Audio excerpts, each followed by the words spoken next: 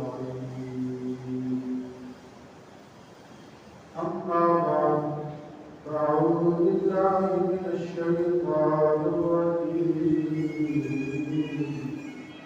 بسم الله الرحمن الرحيم. وعهدنا إلى إبراهيم وإسماعيل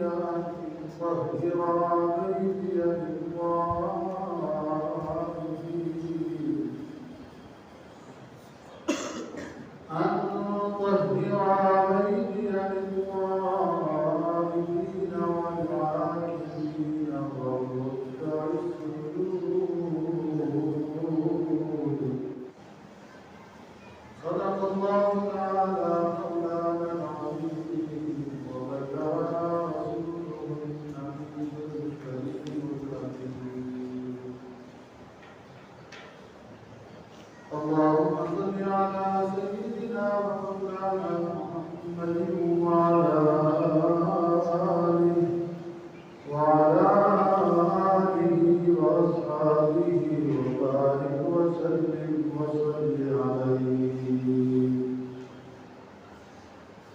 مولاي صل وسلم دائما أبدا على حبيبك خير الخلق كلهم. هو الحبيب الذي ترجى شفاعته لكل هول من الأهوال مقتربين. يا ربي بالمصطفى بلغ مقاصدنا واغفر لنا ما مضى يا واسع الكرم.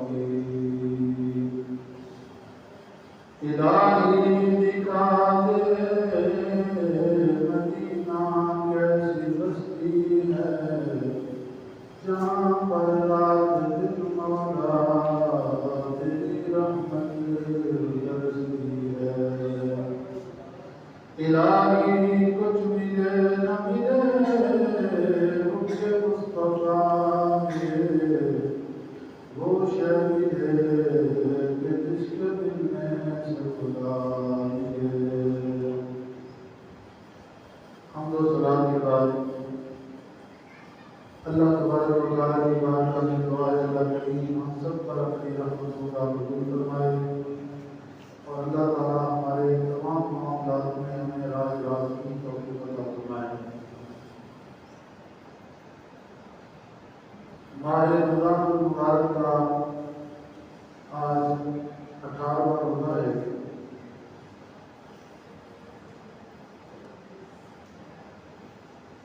اور جو مغفرت کا عشرہ ہے، بخشش کا عشرہ ہے، وہ بھی اپنے اختتام کی طرف جا رہا ہے. جیسا کہ میں نے عرض کیا تھا کہ فرمان باری تعالیٰ ہے ایام معدودات کہ یہ ماہ رمضان چند دن کا ہے. یہ چند دن ہیں، گنے ہوئے دن ہیں. اور یہ بھی عرض کیا تھا کہ اس کا پہلا عشرہ رحمت ہے، دوسرا عشرہ مغفرت ہے، بخشش کا ہے، اور تیسرا عشرہ جہنم کی آگ سے نجات کا ہے، آزادی کا ہے. گزشتہ جمعہ 11واں روزہ تھا اور عرض کیا تھا کہ رحمت والا عشرہ ہم سے الوداع ہو چکا اور اس وقت عشرہ مغفرت کا پہلا روزہ تھا. آج وہ مغفرت والا جو عشرہ ہے اس کا بھی 8واں روزہ ہے. 8 دن گزرنے کو ہیں. تو اللہ تبارک و تعالیٰ نے جن خوش نصیبوں کو توفیق بخشی انہوں نے رب تعالیٰ کی رحمتیں بھی حاصل کی اور اپنے گناہوں کی معافی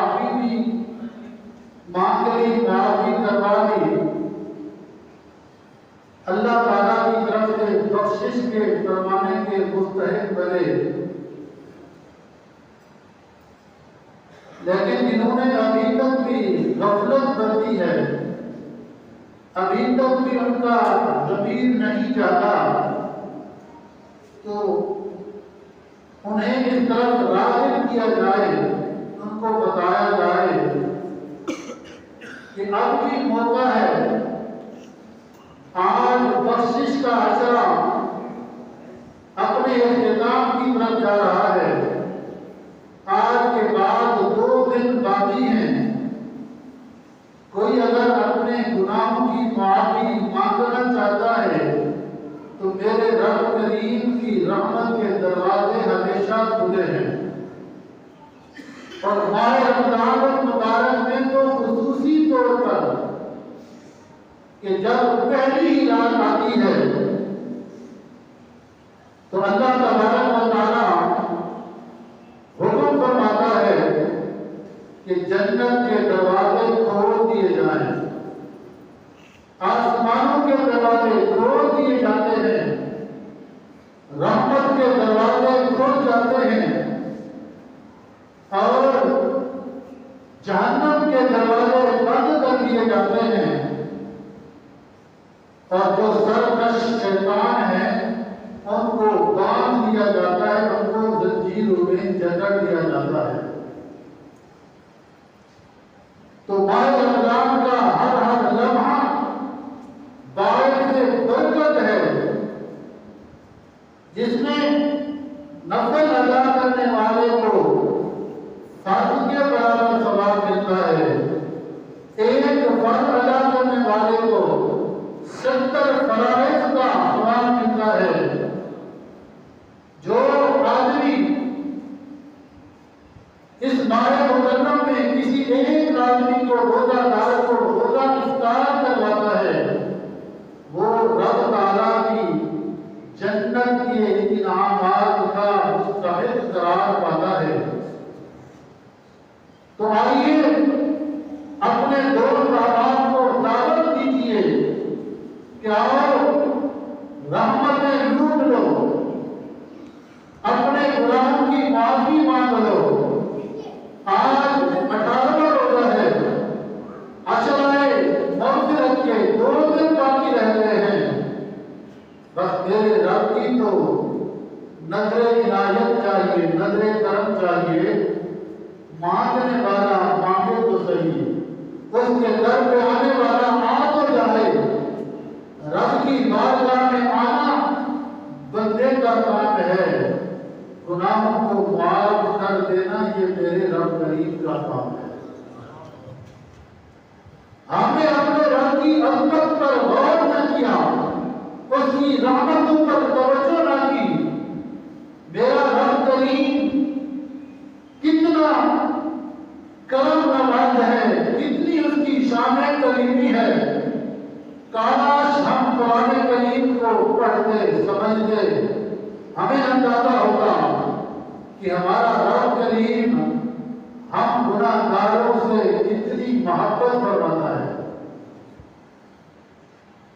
آپ کو سمجھانے کے لیے ایک آیت کریمہ کی تلاوت کرتا ہوں، ذرا غور سے سماعت فرمائیے کہ میرے رب کریم نے اپنے بندوں پر، وہ بندے جنہوں نے رب کا کلمہ پڑھا، جو اللہ تعالیٰ کے حبیب مکرم صلی اللہ علیہ وآلہ وسلم کے امتی بن گئے، لیکن گناہ میں مبتلا رہے، وہ سرکشیاں کرتے رہے، غفلت میں ڈوبے رہے، اپنی جانوں پر گناہ کر کے ظلم کرتے رہے۔ ان کے ساتھ میرے رب کریم کا انداز گفتگو کیا ہے، وہ کیسے ان کو خطاب فرماتا ہے، کیسے ان کے ساتھ وہ اپنی محبت کا اظہار فرماتا ہے۔ قرآن کریم کی آیت سماعت فرمائیے، اس کا معنی سنیے، اس پر توجہ کیجیے، پھر اندازہ لگائیے کہ میرا اور آپ کا رب کریم، ہمارا مولا، ہمارا رب وہ کتنا کریم ہے۔ اللہ کریم کا ارشاد ہے قل یا عبادی الذین اسرفوا علی انفسہم، اللہ کریم کے فرمان پر توجہ کیجیے، فرمایا قل یا عبادی، اے حبیب فرما دیجیے، اعلان کر دیجیے، اے میرے بندوں الذین اسرفوا علی انفسہم، جنہوں نے اپنے آپ پر ظلم کیا، اپنے آپ پر زیادتیاں کی، اپنے اوپر ظلم کیا، یعنی گناہ کو زیادہ کیے، گناہ کر کر کے اپنی جانوں پر ظلم کرنے والے ادھر گناہ گار ہیں، سیاہ کار ہیں، لیکن اللہ کے نبی علیہ السلام کے امتی ہیں، رب کو وحدہ لا شریک مانتے ہیں، غفلت میں مبتلا ہیں، گناہوں میں مبتلا ہیں، میرا رب کریم کیسے پکارتا ہے، کیسے کتاب بناتا ہے، فرمایا یا عبادی،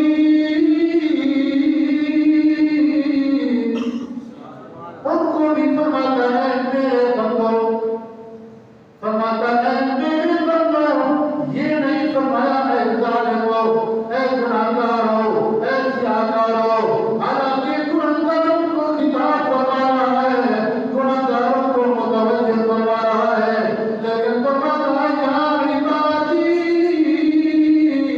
ان کو بھی فرماتا ہے اے میرے بندوں، اے بندے، رب کریم تجھے اپنا فرما رہا ہے، تو رب سے دور بھاگ رہا ہے، وہ تجھے بلا رہا ہے، اپنی طرف متوجہ فرما رہا ہے، اور کتنے بڑے انعام کا اعلان فرما رہا ہے، تو بھاگ رہا ہے، تو مسجد میں نہیں آ رہا، تو نماز نہیں پڑھ رہا، تیرے کانوں میں 5 وقت آواز آتی ہے حی علی الصلاۃ،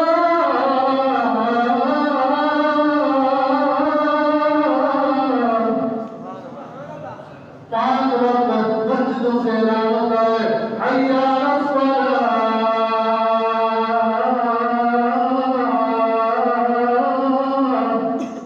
آؤ نماز کی طرف، نماز پڑھنے کے لیے آؤ، کبھی تو نے سوچا کس کی طرف سے اعلان ہے، یہ سوچا کر اب میرے رب کی طرف سے اعلان آ گیا، رب کے گھر کی طرف سے اعلان آ گیا، میرا رب بلا رہا ہے، اب بستر چھوڑ دینا چاہیے، اپنی نیند چھوڑ دینی چاہیے، اپنی گفتگو، اپنا کلام، اپنے کام کاج چھوڑ دینے چاہیے، کیونکہ رب کا اعلان ہے حی علی الصلاۃ،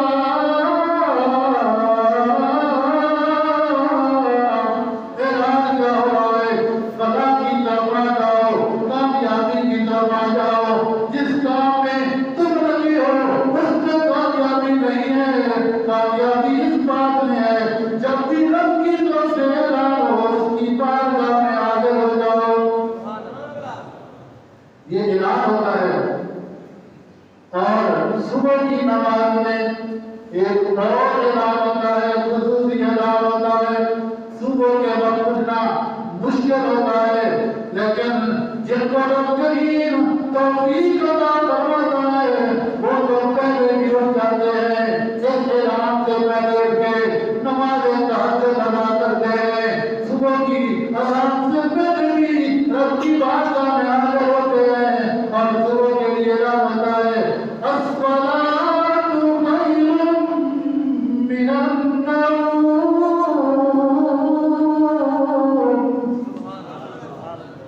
کیا اعلان ہو رہا ہے، یہ صرف عربی کلمے نہیں پڑھے جا رہے، کاش ہم عربی کی طرف توجہ کرتے، اعلان ہوتا ہے بندے، نماز نیند سے بہتر ہے، نماز نیند سے اچھی ہے، اس غفلت کی نیند سے اٹھ جانا، اللہ کے گھر میں آ جا، یہ نماز تیری قبر کو منور کرے گی، یہ نماز تیری قبر کو روشن کرے گی، یہ نماز قیامت کے دن رب کی بارگاہ میں تجھے سرخرو کرے گی، کیونکہ جب قیامت کا دن ہوگا میدان حشر لگے گا، ایمان والے الگ ہو جائیں گے،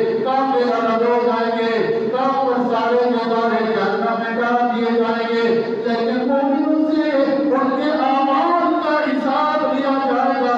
میرے آقا علیہ الصلوۃ والسلام نے فرمایا اول ما یحاسب به العبد الصلاۃ، بندے سے سب سے پہلے جس چیز کے بارے میں سوال کیا جائے گا وہ نماز ہوگی۔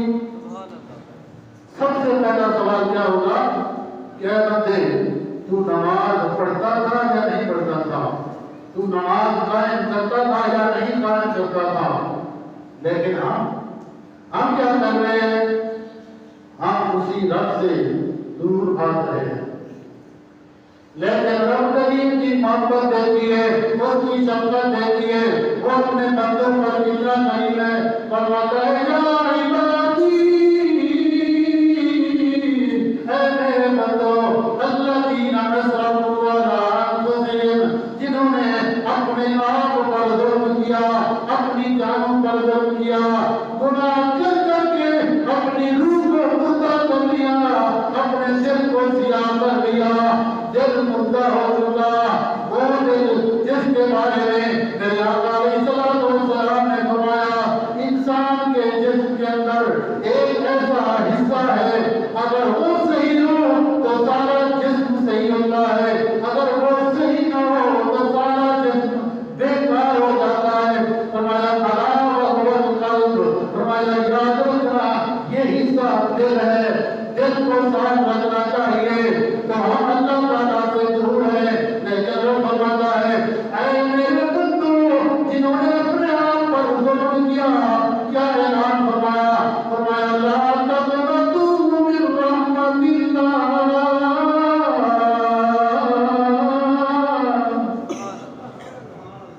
یہ میرے رب کا اعلان ہے اور کتنا عظیم انعام ہے۔ فرمایا اللہ کی رحمت سے نا امید نہ ہونا،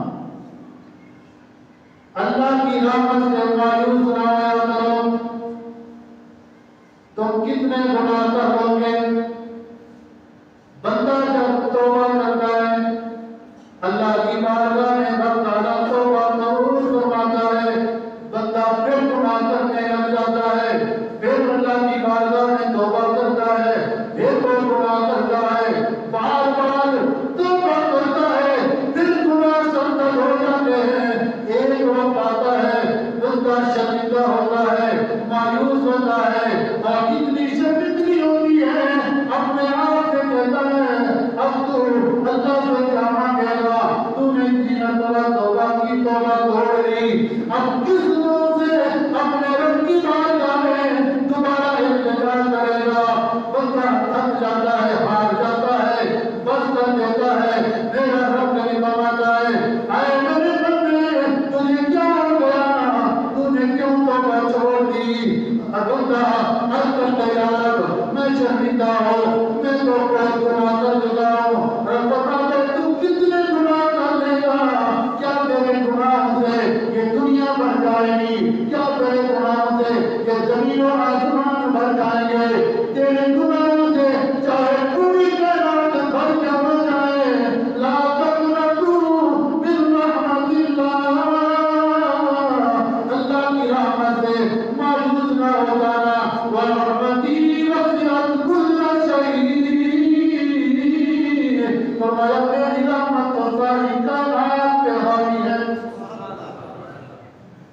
اب اس کا یہ مطلب نہیں کہ مزے میں گناہ کرتے رہیں، کیونکہ موت کا کوئی پتہ نہیں ہے۔ توبہ وہ قبول ہے جو موت کے آنے سے پہلے ہوتا ہے، وگرنہ فرعون جب سمندر میں غرق ہو رہا تھا تو اس نے بھی قبول کر لیا تھا، اس نے بھی اعلان کر لیا تھا کہ آمنت انہ لا الہ الا الذی آمنت بہ بنو اسرائیل وانا من المسلمین۔ فرعون جب غرق ہونے لگا، دیکھا اب غرق ہونے لگا ہوں، تو کہتا ہے میں ایمان لے آتا ہوں، اب میں مسلمان بننا چاہتا ہوں۔ تو میرے رب نے فرمایا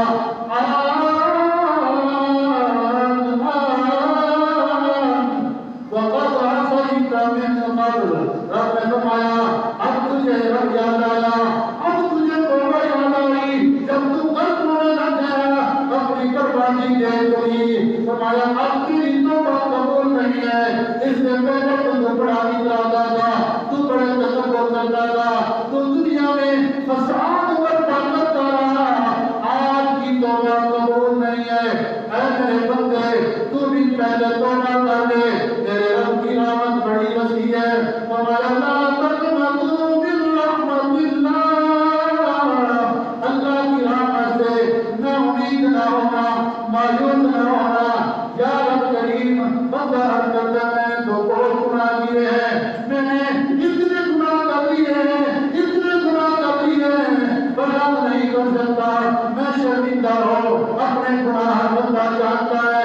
میرے رب میں نے تو بہت سارے گناہ کیے ہیں، میں نے اپنی زندگی تباہ و برباد کر دی، اپنے آپ پر ظلم کر دیا۔ میرا رب فرماتا ہے اے میرے بندے مایوس نہ ہونا، ان اللہ یغفر الذنوب جميعا۔ فرمایا میں اللہ ہی ہوں، میری شان یہ ہے کہ میں سارے کے سارے گناہ معاف فرما دوں گا۔ معاف کرنے والا وہ ہے، ہم مانگنے والے بنے، ہم آ جائیں رب کے در پہ آ جائیں۔ اعتکاف آ رہا ہے، جس کو موقع ملے یہ اس کے لیے اچھا موقع ہے اپنے رب کو منانے کا۔ وہ 10 دن کے لیے مسجد میں بیٹھ جائے، اعتکاف کر لے، کیونکہ اعتکاف کی فضیلت یہ ہے۔ پھر آقا علیہ السلام نے فرمایا جو آدمی اعتکاف ثواب کی نیت سے اعتکاف بیٹھتا ہے تو اس کو 10 دن کے اعتکاف کا ثواب اتنا ملتا ہے جیسے اس نے 2 حج اور 2 عمرے کیے ہوں۔ اور ایک اور حدیث پاک میں ہے میرے آقا علیہ السلام نے فرمایا جو آدمی ایک دن کا اعتکاف کرتا ہے، ایک دن کا اعتکاف یہ مستحب اعتکاف ہو سکتا ہے۔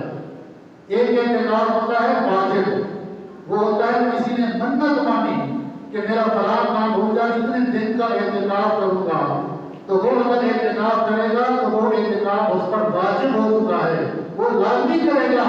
اور ایک اعتکاف ہے سنت ہے جو ماہ رمضان کے آخری عشرے میں 20ویں روزے کی مغرب کی نماز سے پہلے مسجد میں داخل ہو اعتکاف کی نیت سے، اور جب تک چاند نظر نہ آئے مسجد میں رہے، مسجد میں عبادت کرے، تو یہ اعتکاف سنت ہے۔ اور 10 دن سے کم کا جو اعتکاف ہوتا ہے وہ مستحب اعتکاف ہوتا ہے۔ وہ آدمی 9 دن بیٹھے، 8 دن، 7 دن، 3 دن، حتیٰ کہ ایک لمحہ کے لیے جب مسجد میں آئے اعتکاف کی نیت کر کے آ جائے تو اس کو اعتکاف کا ثواب ملتا رہے گا۔ تو میرے آقا علیہ السلام نے فرمایا جو آدمی ایک دن کا اعتکاف کرتا ہے اللہ تعالیٰ اس کے اور جہنم کے درمیان 3 خندقوں کا فاصلہ فرما دیتا ہے۔ 3 خندق میں، اور فرمایا ایک خندق کی مسافت اس کا فاصلہ اتنا ہے جتنا مغرب اور مشرق کے درمیان ہے۔ ایک خندق کا فاصلہ مشرق اور مغرب جیسا ہے۔ جو ایک دن کا اعتکاف کرتا ہے اللہ تبارک و تعالیٰ اس کے اور جہنم کے درمیان 3 خندقوں کا فاصلہ فرما دیتا ہے۔ اور علماء فرماتے ہیں کہ موت کے اعتکاف کرنے والے کے لیے سب سے جو بڑا فائدہ ہوتا ہے کہ وہ گناہوں سے رک جاتا ہے، گناہوں کے میدان سے نکل کر اب نیکی کے میدان میں آ جاتا ہے۔ غیبت، چغل خوری، ملاوٹ، جھوٹ، فریب سے وہ بچ جاتا ہے، اور پھر وہ اللہ کے گھر میں جب آتا ہے اعتکاف کرتا ہے تو اس کے لیے نیکیاں اتنی ہوتی ہے کہ جو لوگ نیکیاں کر رہے ہوتے ہیں اس نے کی نہیں ہوتی ہیں، اللہ تعالیٰ اس کے لیے وہ نیکیاں بھی لکھ دیتا ہے۔ اور پھر اس کی عظمت اور شان کیا بن جاتی ہے، اس کی پھر کیفیت کیا بن جاتی ہے۔ اعلیٰ حضرت اس کو بیان نہیں فرماتے ہیں کہ ہم سے فقیر بھی اب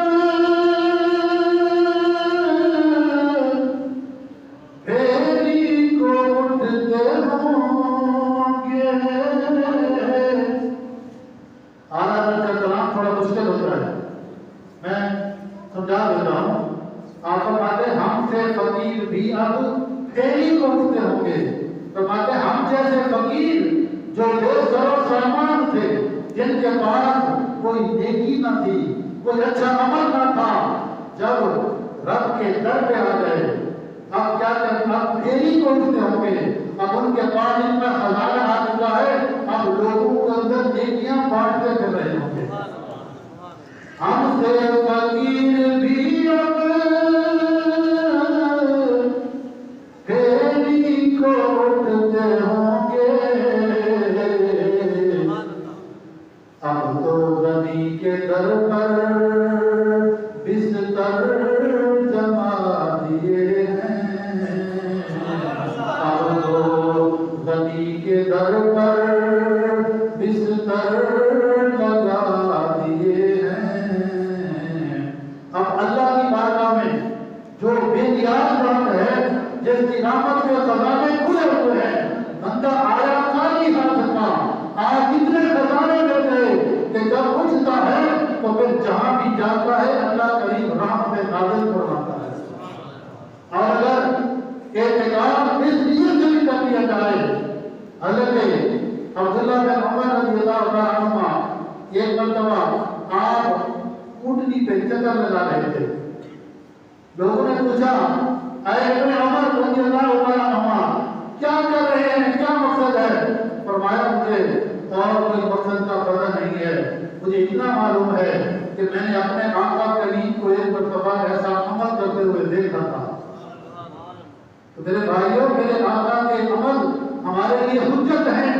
نماز میرے آقا کی ادا ہے، روزہ میرے آقا کی ادا ہے، اعتکاف میرے آقا کی ادا ہے. اما عائشہ صدیقہ عفیفہ رضی اللہ عنہا فرماتی ہے کہ میرے آقا نے پوری زندگی میں کبھی اعتکاف نہیں چھوڑا. حیات ظاہری میں جب تک آپ دنیا پر موجود رہے، ایک دو مرتبہ اعتکاف رہ گیا سفر کی وجہ سے. اگلے ایک مرتبہ اگلے ماہ رمضان میں 20 دن کا اعتکاف فرمایا، اور ایک مرتبہ یہ اعتکاف رہ گیا. آپ نے شعبان کے مہینے میں آپ علیہ السلام نے آپ کے عشرے میں جا کے پھر اعتکاف فرمایا. اعتکاف والے کو لیلۃ القدر مل جاتی ہے جو 1000 مہینوں سے بہتر ہے. لہٰذا جس کو اللہ تعالیٰ توفیق عطا فرمائے اس کو اعتکاف ضرور بیٹھنا چاہیے.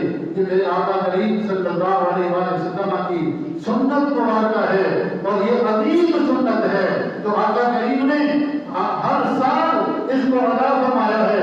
ہر سال اعتکاف بیٹھے ہیں، اور ہم اپنے آقا علیہ السلام کی اداؤں کے دیوانے ہیں.